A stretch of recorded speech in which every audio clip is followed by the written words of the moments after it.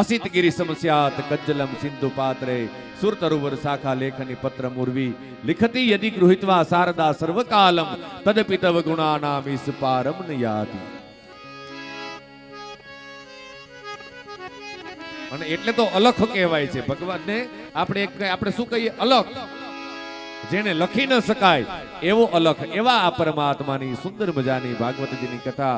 અને એમાં પદ્મ પુરાણની અંદર આત્મદેવ બ્રાહ્મણ દુઃખી થયો, વનવગડામાં જાય, વિચાર કરે છે કે હવે આત્મહત્યા કરી લઉં. ગમે એવું આ જગતની અંદર દુઃખ આવે ને, કોઈ દિવસ આપણું શાસ્ત્ર એમ કહે છે કે આત્મહત્યા કરવાનો કોઈ દિવસ વિચાર કરવો નહીં. કદાચ ગમે એવું દુઃખ આવે, ગમે એવું,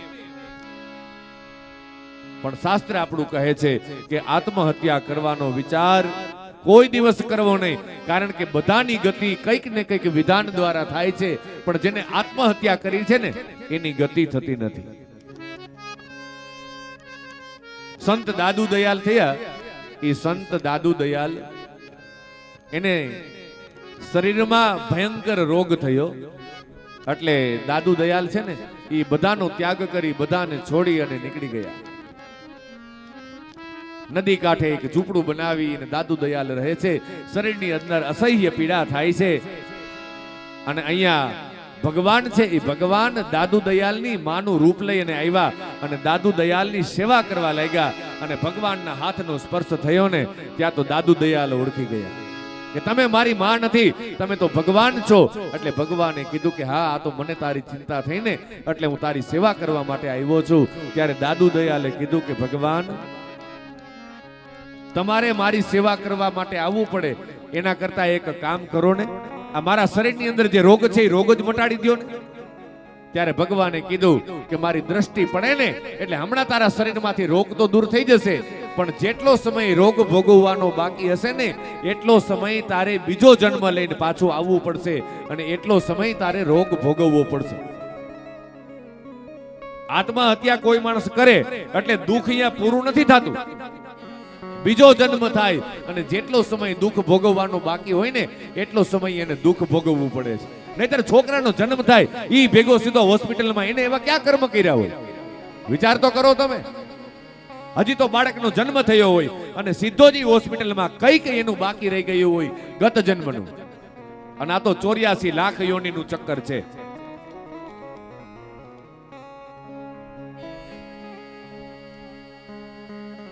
આત્મદેવ બ્રાહ્મણ આત્મહત્યા કરવાનો વિચાર કરે અને અહીંયા એક સંન્યાસીની દ્રષ્ટિ એ આત્મદેવ બ્રાહ્મણ ઉપર પડી.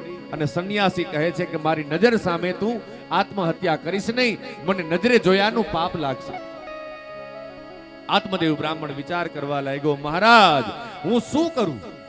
ઘરે જાવ તો ઘરે પણ દુઃખ છે, અહીંયા આવ્યો તો અહીંયા પણ દુઃખ છે, આ વનની અંદર તો હું ભટકું છું, હવે તો થાક્યો છું, બસ મહારાજ મને આત્મહત્યા કરવા દો.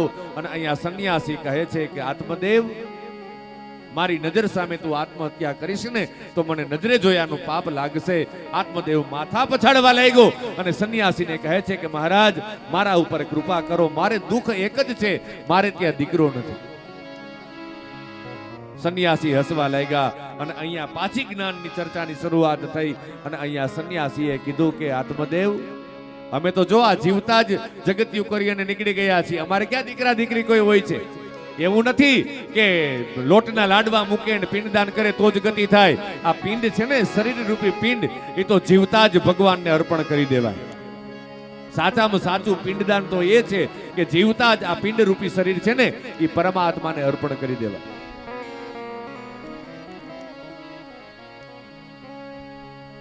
સંન્યાસી કહે છે મહારાજ ગમે તેમ થાય, મારા ઉપર તમે કૃપા કરો.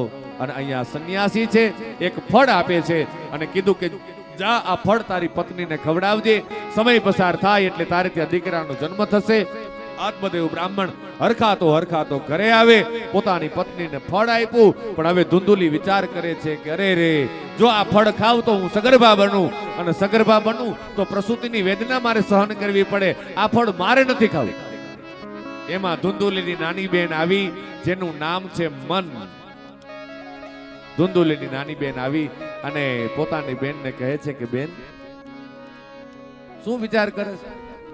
એ કે જોને આ તાર બનેવી ગયા તા જંગલમાં તપ કરી આવ્યા એક સાધુએ ફળ દીધું અને એને એમ કીધું છે કે આ ફળ ખાઈ લે એટલે દીકરાનો જન્મ થાય. એટલે ધુંધુલીની નાની બેને કીધું કે નારે ના બેન, આ તો બધું તું માન. આવું કઈ થોડું હોય કે ફળ ખાઈને દીકરાનો જન્મ થાય, પણ આ તો સંતનો પ્રસાદ હતો. અહીંયા ધુંધુલી એ કુબુદ્ધિ બની. એટલે ધુંધુલી પોતાની બેનને કહે છે કે બેન તો કરવું શું? ત્યારે ધુંધુલીની નાની બેને કીધું કે બેન, હું અત્યારે સગર્ભા છું, મારે જે બાળકનો જન્મ થાય ને હું તને આપી દઈશ, અને મારે છે પૈસાની જરૂર, તું મને પૈસા આપી દેજે. બે બેનોનું કપટ છે અને આત્મદેવ બ્રાહ્મણને કાંઈ ખબર નથી. 7 મહિના વીતા અને 7 મહિના વીતવાની સાથે બાળકનો જન્મ થઈ ગયો. અમુક ટીકાઓની અંદર 7 મહિના લખેલા છે, અમુક ટીકાઓની અંદર 9 મહિના લખેલા છે, પણ 7મા મહિને જે બાળક જન્મે ને એમાં 8મા તો લગભગ 8મા મહિનામાં જો બાળકનો જન્મ થઈ જાય તો લગભગ ટકે નહીં, મોટે ભાગે. 7મા મહિને જે બાળક જન્મે ને કાં તો અતિશય દિવ્ય પરોપકારી બને. 8મો મહિનો જો બેસી જાય તો લગભગ વિજ્ઞાન તો વાત અલગ છે, પણ આધ્યાત્મની દ્રષ્ટિએ જોવો તો લગભગ એ બાળક એને પછીના સમયમાં બહુ તકલીફ થઈ. અહીંયા ટૂંકમાં વાત એમ છે, શાસ્ત્ર એમ કહે છે કે બાળકનો જન્મ થયો અને ધુંધુલીના હાથમાં એ સંતાન આવે છે. ધુંધુલીએ પૈસા આપી દીધા પોતાના બેનને અને અહીંયા દીકરાનો જન્મ થયો છે. ગામની અંદર, નગરની અંદર સમાચાર ફેલાઈ ગયા કે આત્મદેવ બ્રાહ્મણને ત્યાં દીકરાનો જન્મ થયો અને અહીંયા મીંડા પતાહા વેચાવા. બધા જ એમના યજમાન છે એ આવી અને ભેટ સોગાદ અને વધાઈ આપવા લાગ્યા છે. આત્મદેવ બ્રાહ્મણના આનંદનો પાર નથી કે ભગવાને મારા ઉપર કૃપા કરી અને એક દીકરાનો જન્મ થયો. હવે આ જે ફળ હતું ને એ ફળ ગૌશાળાની અંદર ગાયને ખવડાવી દીધેલું. 3 મહિના વીતી ગયા એટલે ગાયને પણ પ્રસવ થયો. એટલે ગાયને જેવા આકારના કાન હોય ને એવા આકારના કાનવાળા બાળકનો જન્મ થયો અને એ બાળકનું નામ રાખવામાં આવ્યું, બોલીએ ગૌકર્ણ મહારાજ કી જય. ગૌકર્ણ એવું નામ રાખવામાં આવ્યું અને ધુંધુલીનું સંતાન એટલે એનું નામ ધુંધુકારી એવું રાખવામાં આવ્યું. આપણે સવારે ચર્ચા કરી હતી એમ આ ધુંધુકારી એ મહાખલ છે. 60 ખલ અને મહાખલ. ધીમે ધીમે ધીમે મોટો થવા લાગ્યો, અતિશય ત્રાસ વર્તાવે છે અને અહીંયા હવે આત્મદેવ બ્રાહ્મણને પશ્ચાતાપ થયો અને ગૌકર્ણ મહારાજે કીધું કે પિતાજી, કોના છોરું અને કોના વાછરું, કોના માને રે બાપ, અંતકાળે જાવું જીવને એકલું, સાથે પુણ્ય અને પાપ. પિતાજી, આ જગતની અંદર આ તો બધા ઋણાનુબંધને આધારે બધા ભેગા થયા છે. ઓવાડે આવ્યા અટવાય સગું કોણ, કોનું સંસારમાં. હું કરું એ જ અજ્ઞાનતા, સકટનો ભાર જેમ સ્વાન તાણે. પિતાજી, આ જગતની અંદર કોઈ કોઈનું છે જ નહીં.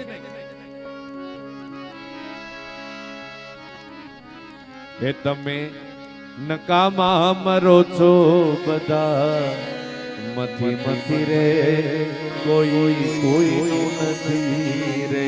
હે તમે નકામા મરો છો બધા, મથી રે કોઈ કોઈનું નથી રે. હે તમે નકામા મરો છો બધા, મથી રે કોઈ કોઈનું નથી રે. હે તમે નકામા મરો છો બધા, મથી રે કોઈ કોઈનું નથી રે. આ બધી સંસારની માયા છે. ભગવદ ગીતાની અંદર ભગવાને કીધું, મમ માયા દુરત્યયા, મારી માયા તરવી મુશ્કેલ છે. ગૌકર્ણ મહારાજે આત્મદેવ બ્રાહ્મણને પોતાના પિતાને ઉપદેશ આપ્યો કે પિતાજી, આ બધું છોડી અને વનની અંદર જઈ અને તપસ્યા કરો. અને લખેલું એવું છે કે શ્રીમદ ભાગવતજીનો 10મ સ્કંદનો પાઠ કરી અને આત્મદેવ બ્રાહ્મણ છે પરમ ગતિને પ્રાપ્ત થયા છે. અને અહીંયા ગૌકર્ણ મહારાજ યાત્રા કરવા માટે નીકળી ગયા. હવે ઘરની અંદર વૈધા કોણ? ધુંધુકારી ને ધુંધુલી, માં દીકરો. ધુંધુલી અને ધુંધુકારી. અને અહીંયા ધુંધુકારી ન કરવાના નિંદ્ય કર્મ કરવા લાગ્યો. છોકરાઓ રમતા હોય તેને ઉપાડીને કૂવામાં નાખી દે.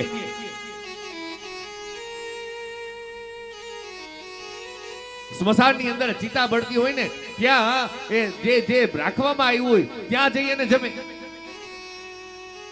એટલો બધો જે બ્રાહ્મણના સદકર્મ અને પવિત્ર જીવનનું જેનાથી વિપરીત કર્મ થયું અને પંચ વિષયો શબ્દ સ્પર્શ રૂપ રસ અને ગંધ એ પંચ વિષયોની અંદર આ ધુંધુકારી ફસાયો જીવ છે.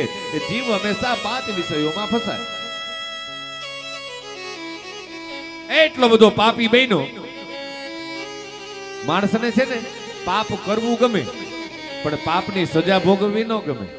ખાવું ગમે, ઉલટી કરવી ગમે. ખાવું ગમે, ઉલટી કરવી ન ગમે. એમ પાપ કરવું ગમે પણ પાપની સજા ભોગવવી ગમતી.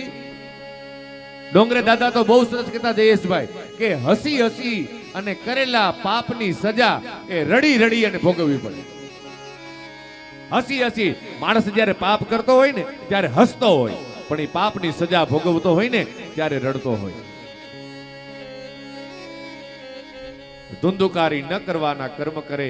5 ગણિકાઓની સાથે એમના લગ્ન થયા. પંચ વિષયોની અંદર આસક્ત બહેનો ગણિકાઓ વિચાર કરવા લાગી કે આ તો પાપીઓ છે, ઈ મરશે ને આપણને મરાવશે.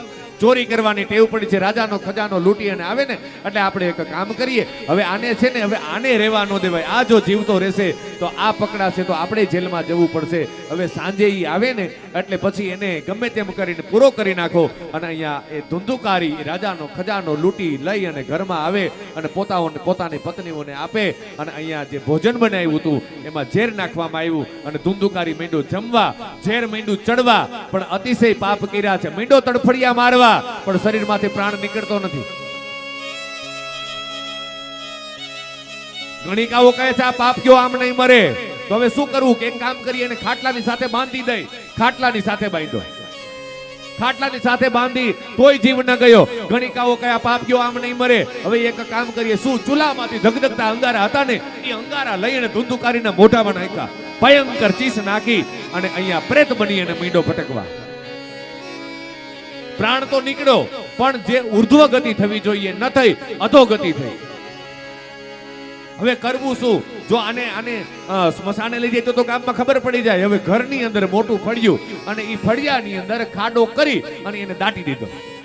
ગણિકાઓ ધન લઈ અને ભાગી ગઈ. ભયંકર મોત થયું. ગોકર્ણ મહારાજ યાત્રા કરવા માટે નીકળ્યા છે અને ગોકર્ણ મહારાજને ખબર પડી મારા ભાઈનું મૃત્યુ થયું છે.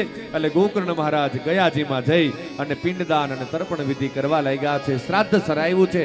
અનેક વાર પિંડદાન અને તર્પણ વિધિ કર્યા અને પછી ગોકર્ણ મહારાજ ફરતા ફરતા ફરતા મુખની અંદર પરમાત્માનું નામ છે અને કૃષ્ણ કીર્તન કરતા કરતા કરતા કરતા ગોકર્ણ મહારાજ ફરતા ફરતા ફરતા પોતાનું નગર, પોતાનું ગામ અને એ તરફ આવ્યા.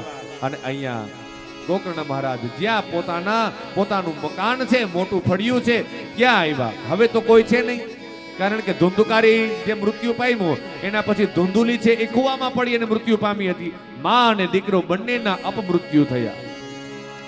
ગોકર્ણ મહારાજ એ તો ગાયનો દીકરો છે. સમાચાર મળે, અનેક પ્રકારના પિંડદાન અને તર્પણ વિધિ કરાવી અને પવિત્ર જીવન જીવે છે ગોકર્ણ મહારાજ. અને પોતાના ફળિયામાં રાત્રિના સમયે આરામ કરવા માટે બેઠા ને એમાં ભયંકર પ્રેત પ્રગટ થયો.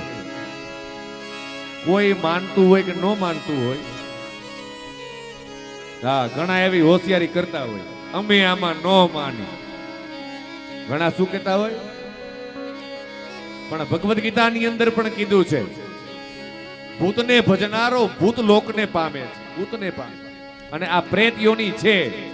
હા, ઘણા કહેતા હોય ને, હા, એના માટે